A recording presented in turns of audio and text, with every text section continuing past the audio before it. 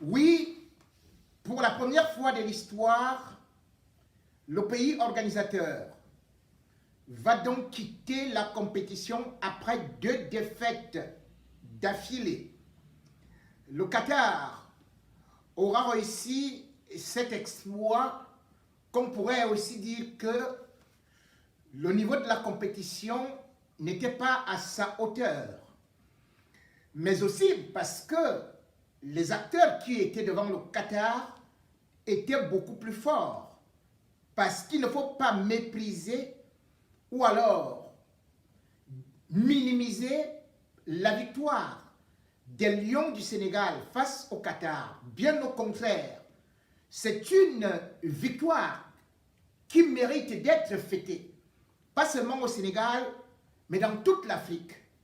Pour ceux qui pourraient peut-être dire que le Qatar était une petite équipe, qu'ils le sachent déjà, ils sont champions d'Asie et que la dernière fois d'ailleurs, dans ce qu'ils appelaient la Coupe arabe, ils avaient affronté l'équipe d'Algérie que certains disaient pourtant comme étant la meilleure d'Afrique, ou tout au moins l'une des meilleures.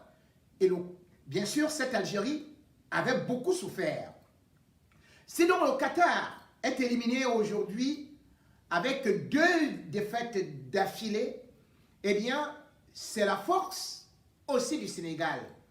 Et qu'on ne dise pas que c'est tout simplement quelque chose qui est inimaginable, que le pays organisateur prenne 2 défaites d'affilée. N'oublions pas que l'Espagne, en 1982, même si ce n'est pas au match d'ouverture, mais l'Espagne avait enchaîné 2 défaites d'affilée. Nous sommes en 82 et c'est l'Espagne qui était le pays organisateur. N'oublions pas que les États-Unis, oui, le grand pays qu'on appelle les États-Unis, première puissance mondiale, les États-Unis ont organisé une Coupe du Monde en 1994. Est-ce que vous vous rappelez? C'est cette année-là où justement le Cameroun lui aussi avait eu une petite raclée face à la Russie, mais où on était aussi avec un Roger Mila attaquant à 42 ans. Mais le grand événement, c'est que les États-Unis avaient été éliminés avec 2 défaites d'affilée. Oui, 2 défaites d'affilée. N'oublions pas, oui, en 2002, ce n'est pas si loin que ça. Oui, c'était quoi? C'est la Corée qui organisait, la Corée du Sud, avec le Japon, la Coupe du Monde. La Corée du Sud a eu 2 défaites d'affilée. C'est comme ça que la Corée du Sud aussi ne pourrait pas, on ne pourrait pas dire que c'est la puissance la plus faible. Chacun a pu voir comment elle pouvait évoluer. Et d'ailleurs, on n'oubliera pas que, et même après la Corée, un grand pays de football, là on danse la samba, le pays qui fait peur à tout le monde. Ah oui, mais c'était quand? En 2014, où le Brésil, pays organisateur, a aussi aligné 2 défaites d'affilée, sans pour autant oublier cette grande humiliation à domicile face à l'Allemagne. Donc, les victoires des autres, parfois sont minimisées. Les victoires des pays africains sont souvent minimisées parce qu'on veut dire que l'adversaire n'était pas de qualité. Mais ce que le Sénégal a réalisé, il faut savoir l'apprécier. Parce qu'il y a en 2018, si le Sénégal ne passe pas en 8e de finale, c'était à cause d'un match face à une équipe d'Asie, à savoir le Japon. Le Sénégal menait à chaque fois et le Sénégal lâchait également, de telle sorte que ça avait fait 2 buts partout face au Japon. L'une des causes de l'élimination du Sénégal. Et quand on les voit l'évolution aujourd'hui du football asiatique, on ne peut plus dire que ces pays-là viennent là pour accompagner les autres. Et la preuve, c'est que justement en 2018, qu'est-ce qui a manqué aux équipes africaines? C'est qu'elles étaient incapables de battre les équipes asiatiques. Sur 3 confrontations, eh bien, les équipes asiatiques avaient 2 victoires pour 1 nul. Donc, on n'avait pas réussi à battre une équipe asiatique.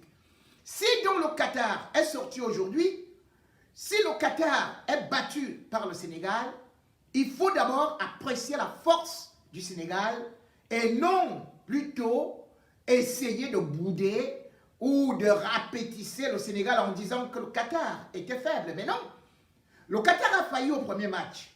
Oui, parce qu'ils étaient contre l'Équateur. Une équipe qui avait gonflé son milieu de terrain et qui avait réussi à étouffer le Qatar, de telle sorte que le Qatar ne pouvait pas atteindre son organisateur du jeu qui était pratiquement annihilé.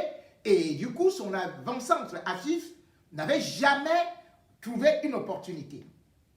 Donc, le Qatar, qui croyait contrôler son jeu au début de la compétition, n'a pas pu le mettre et a été totalement asphyxié. Contre le Sénégal, le Qatar a réussi à se réorganiser puisque le sélectionneur a d'ailleurs enlevé 2 éléments pour essayer d'empêcher au Sénégal de pouvoir développer son jeu. Et n'oublions pas que le Sénégal était privé ou est privé de son meilleur atout offensif, à savoir Sadio Mané. Et c'est là où, justement, ce Sénégal a réussi à faire beaucoup d'autres choses qui étaient intéressantes, à savoir enlever certains doutes. Ces doutes, c'était par exemple le gardien de but qui, mis au banc aujourd'hui à Chelsea, Mendy, on voyait déjà qu'il pouvait même aussi être mis au banc au niveau de la sélection. Et d'ailleurs, la population revendiquait, hurlait qu'il fallait que ce soit Dieng qui aille maintenant dans les buts. Aliou Cissé n'a pas eu à céder à cette pression-là. Le Sénégal a donc produit un jeu qui était convaincant, étouffant le Qatar dans son propre camp.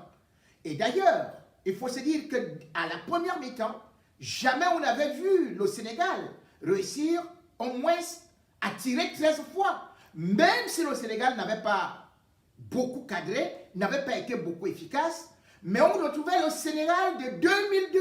Il a fallu remonter le temps. C'est-à-dire, à l'époque où le Sénégal avait joué contre la Suède, toujours en Coupe du Monde, pour voir de telles statistiques. Cela veut donc dire que le Sénégal était beaucoup lancé sur le plan offensif.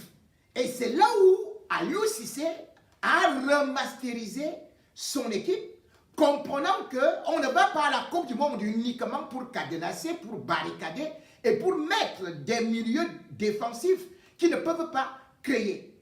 Certes, Aliou Cissé, suite à la pression, beaucoup voulaient qu'il y ait un certain Ndiaye qui soit au milieu de terrain, qui soit incorporé, et d'ailleurs 64% selon les sondages des Sénégalais le lui imposaient. D'autant plus qu'avec la blessure de Kouyaté, on ne voyait pas comment est-ce qu'on allait encore aligner 3 milieux défensifs incapables de pouvoir créer, d'autant plus que Gana Gueye n'est pas box-to-box, ni encore Nampalis. Mais cependant, Aliou Cissé a essayé de mettre un autre plan, déjouant même les plans du sélectionneur qatari. Et du coup, on s'est retrouvé avec une équipe qui, certes, il avait gardé l'animation sur les côtés, avec bien sûr aussi les latéraux qui devaient monter, mais surtout, on a constaté quelque chose qu'Aliou Cissé a voulu faire, à savoir qu'au niveau du milieu de terrain, on a enlevé un milieu défensif, on a juste laissé les deux, Gana Gueye et Nampalis, qui pouvaient faire le travail, sachant que, bien évidemment, ils pouvaient s'exposer à quelques vagues offensives de l'équipe qatari. Mais Aliou Cissé a voulu faire ce qu'on appelle justement que la meilleure défense, c'est l'attaque. Et sur ce côté-là, il a réussi, puisque beaucoup ont été surpris de le voir aux côtés de Boulaye Dia, aligné par exemple Diédhiou. Les gens ont critiqué lorsque cette sélection-là a été, ou cette équipe a été officiellement annoncée, mais on a constaté finalement que Aliou Cissé avait raison. Face à une équipe qui pouvait avoir, bien évidemment, au niveau de la défense, qui pouvait se regrouper sur l'axe, eh bien, il a donc mis 2 attaquants.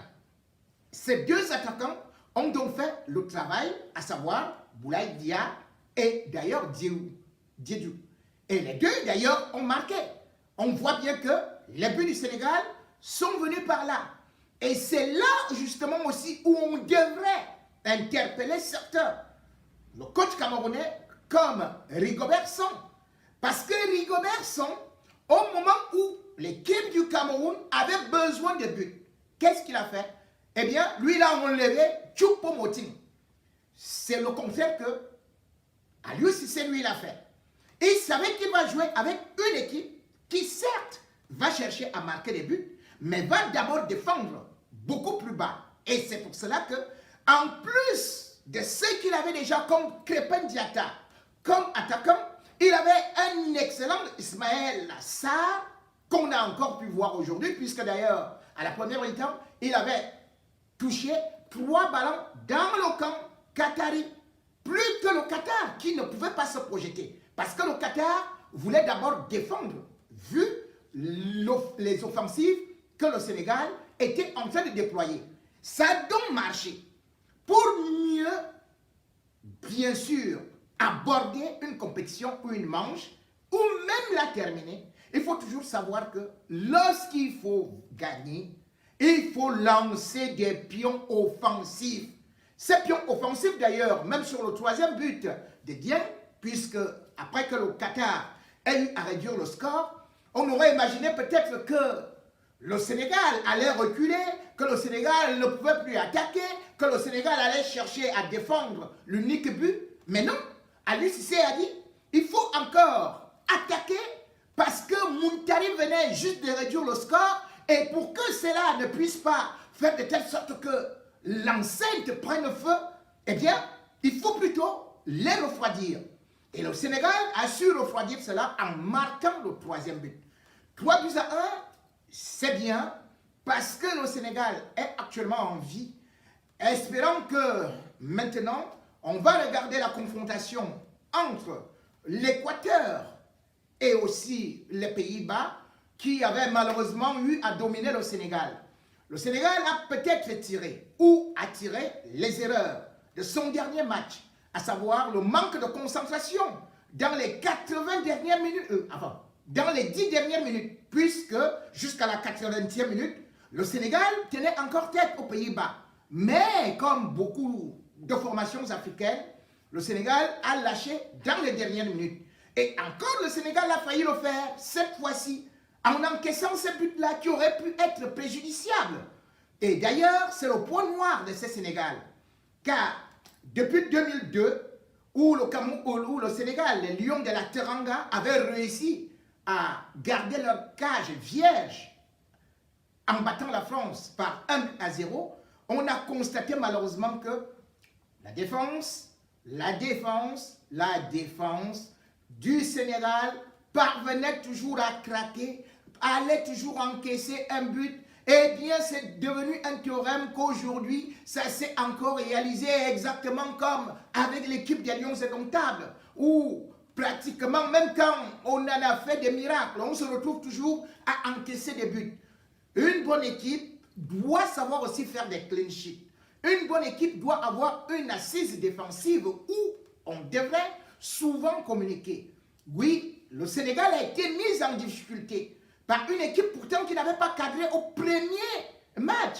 Oui, le Qatar n'a pas cadré un seul tir face à l'Équateur. Mais là, le Qatar a été très dangereux. Il a d'ailleurs fallu des interventions, une dextérité de Mendy pour sauver certaines actions. Comment comprendre que Asif se retrouve seul alors qu'on sait qu'il est l'attaquant le plus dangereux du Qatar et qu'il se retrouve à centrer sur Ali, lui-même aussi abandonné au niveau de la surface de réparation. Ça ne se fait pas. Il faut être attentif, il faut parfois même prendre dans ce qu'on appelait justement la. Il faut savoir regarder l'attaquant qui est dans la surface de réparation et faire le marquage individuel strict et non laisser les joueurs se balader dans des surfaces de réparation. Sur ce côté-là, il faudrait que le Sénégal répare ça. Mais néanmoins, le Sénégal aujourd'hui peut se dire qu'il respire puisqu'il attend voir ce qui va se passer, bien sûr, au dernier match contre l'Équateur qui, faut-il le dire, ce n'est pas ce qu'on peut aussi croire comme une équipe super forte, mais c'est une équipe qu'on a vu qu'elle évoluait parfois en 3-5-1. C'est une équipe qu'on a vu qu'elle se projetait aussi beaucoup et qu'elle pouvait créer des décalages. Aliou Cissé pourra donc bien voir cela et étudier ce système-là pour pouvoir annihiler toutes ces offensives et surtout chercher à gagner ce match qui sera une véritable coupe déjà. Le Sénégal a donc, pour l'instant et jusqu'à présent, son destin en main.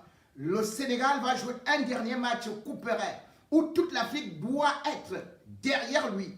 Le Sénégal devrait enfin savoir une chose, contenir certaines émotions et surtout savoir faire de telle sorte que au niveau de la défense et du milieu de terrain, qu'il y ait une certaine communication. Et puis, oui, Gana Gueye, on l'a vu, il a peut-être tenté un tir qui est passé à côté, mais il est presque à côté de la plaque, parce que peut-être il peut dire aujourd'hui que le milieu de terrain c'était un peu dégarni, parce que le Sénégal jouait parfois comme en 1950, dans certaines phase défensive où on restait finalement dans le 4-2-4, c'est-à-dire que 4 attaquants devant, 2 au milieu et 4 derrière. Ça ne se fait pas parce que les ailiers au moins devraient rebrousser chemin pour essayer d'apporter, par exemple à Sabali, par exemple même Diallo quand il se projette, qu'on essaie de voir comment est-ce qu'on peut les couvrir et non laisser le milieu de terrain dégarni. Mais quant à Gueye quand même, son niveau est beaucoup plus inquiétant pour un joueur pourtant qui a été au Paris Saint-Germain et qui est rentré peut-être à Everton ou peut-être il n'a plus d'assurance, mais qui au moins, alors qu'on savait qu'il est l'un des cadres de cette équipe-là, est en train de surprendre et en train de décevoir. Mais bon, par rapport aux autres, on ne peut que féliciter. Justement, une fois de plus, il n'a pas marqué aujourd'hui, mais on peut se dire que par ses accélérations, il crée de la confusion dans la défense adverse. Oui, Ismaël Assar, c'est un excellent joueur qui, même quand il ne participe pas dans ce qu'on peut appeler passe décisive, mais crée des occasions de but. N'oublions pas que le Sénégal, quand même, contre l'Équateur, avait créé 15 occasions et sur les 15 occasions, Ismaël Assar était encore impliqué dans la moitié. Et cette fois-ci encore, on a vu que chaque fois qu'il prenait une vitesse, eh bien qu'il pouvait créer des décalages. Et aussi, on retrouve une équipe du Sénégal qui varie au moins au niveau des attaquants. Ce n'est donc plus une Sadio Mané dépendance. Au moins, on peut être heureux que le Sénégal puisse, sans son buteur et meilleur joueur, Sadio Mané, trouver d'autres attaquants qui peuvent marquer. Lors des 4 derniers matchs, on se rend quand même compte que Diédou, qui pourtant n'avait pas assez marqué avec le Sénégal, est quand même sur une série de 3 buts. C'est déjà une très très bonne chose et ça lui fait 11 buts avec la sélection du Sénégal. C'est quelque chose qu'on peut dire, c'est bien, tout comme aussi Abdoulaye Dia qu'on trouve maintenant un peu plus affûté physiquement et capable de retrouver une certaine confiance pour pouvoir amener cette équipe du Sénégal, pourquoi pas en huitième, pourquoi pas en quart, pourquoi pas en demi, pourquoi pas en finale, pourquoi pas remporter le trophée. Enfin, rêvons grand puisqu'on ne va pas en compétition pour juste accompagner les autres.